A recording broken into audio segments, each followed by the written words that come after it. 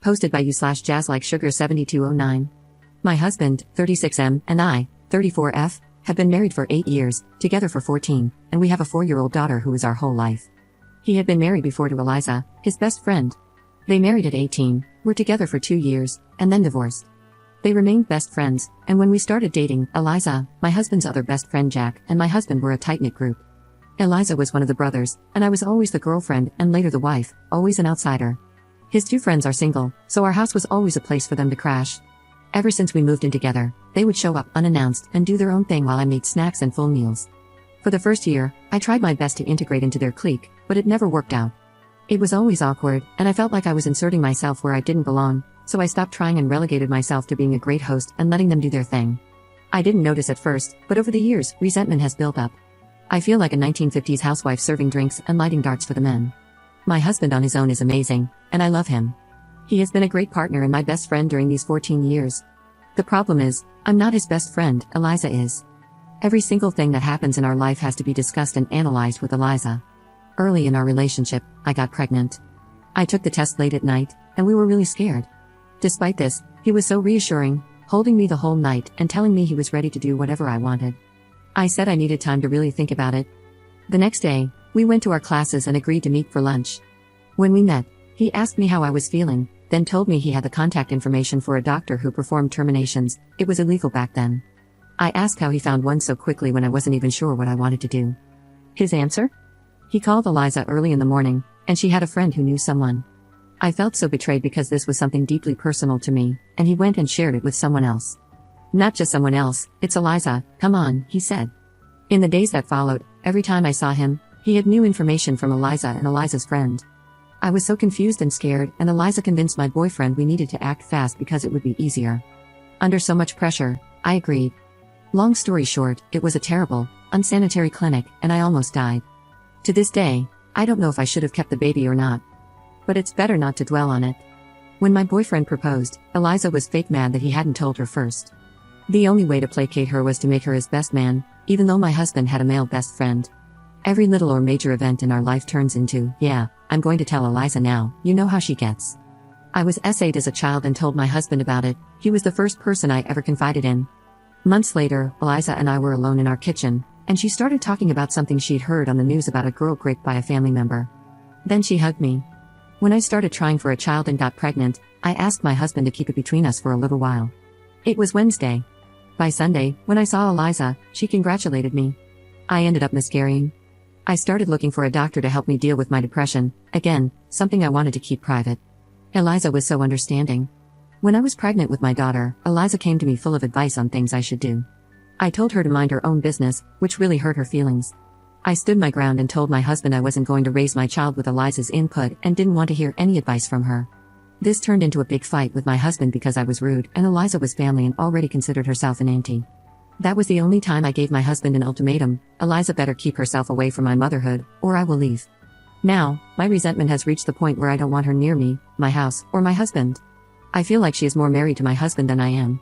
My whole life feels like I'm living in a best friends to lovers drama. I'm not sure why I'm writing this.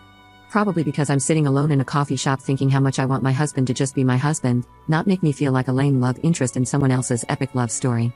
In the past, my husband thought I was being childish. Despite loving him, I can't keep being married like this. I don't feel I can trust him to talk to me without involving Eliza, and I don't want to issue another ultimatum.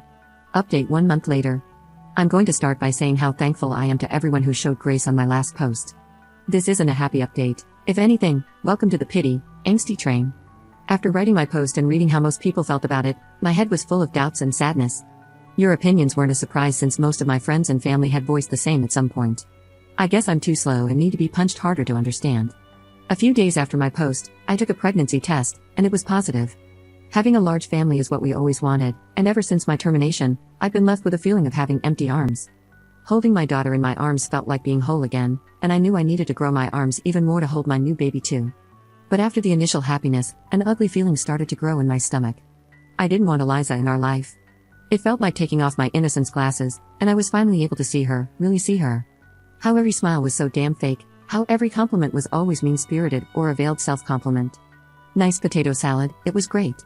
Oh, remember, to my husband, that potato salad I made? It was kinda unbelievable blah blah blah, or, nice outfit, I love how confident you are. I can't leave the house without making sure my outfit is flawless.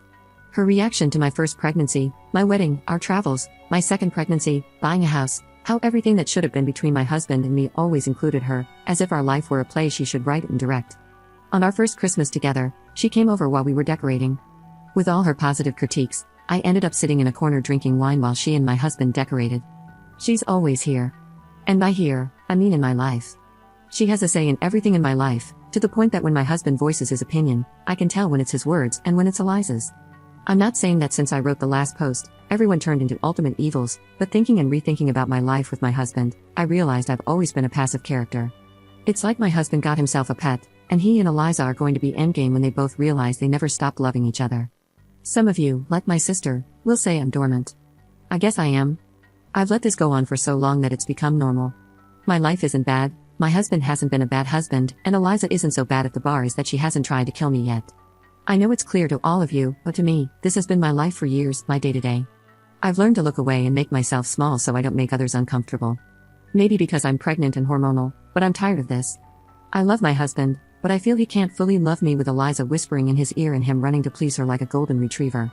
After all that thinking and rethinking, I sat my husband down and told him we needed to set some strong boundaries because our marriage wasn't working. I didn't feel loved or respected as a wife or even as a person. I explained more or less what I've written here. My husband denied everything and tried to explain himself, saying Eliza was like a sister to him. I said even siblings have boundaries. It went back and forth, with him making me doubt whether I was, in fact, trying to control who was or wasn't in his life. He even joked about whether he'd need to sneak away to have a drink with his friends. For a moment, I wondered if I was, in fact, crazy. But I stood firm. If he wanted to keep this marriage, Eliza needed to be gone from our life. At first, I thought low contact would be enough, but seeing his reaction, I knew that wouldn't work. Maybe I wouldn't see Eliza, but he certainly would, and I would be antagonized and mocked. Honestly, knowing this made me realize my marriage was over. So I pressed with important questions. What were his real feelings? Why did they divorce if they were so hung up on each other? Why hadn't he left me sooner? Why not leave me now? Did he love Eliza more than me? Why? What was it about her? What did she have that I didn't, that made her impossible to leave? In summary, he loves her, but he also loves me. He doesn't understand how. Both of us bring something he doesn't want to miss. He's not sure if he wants a life with Eliza like the one we have, a marriage, a family, but she is his soulmate. They divorced because their relationship was so intense it burned them both. With me, he has calm, peace, and a loving place to come back to.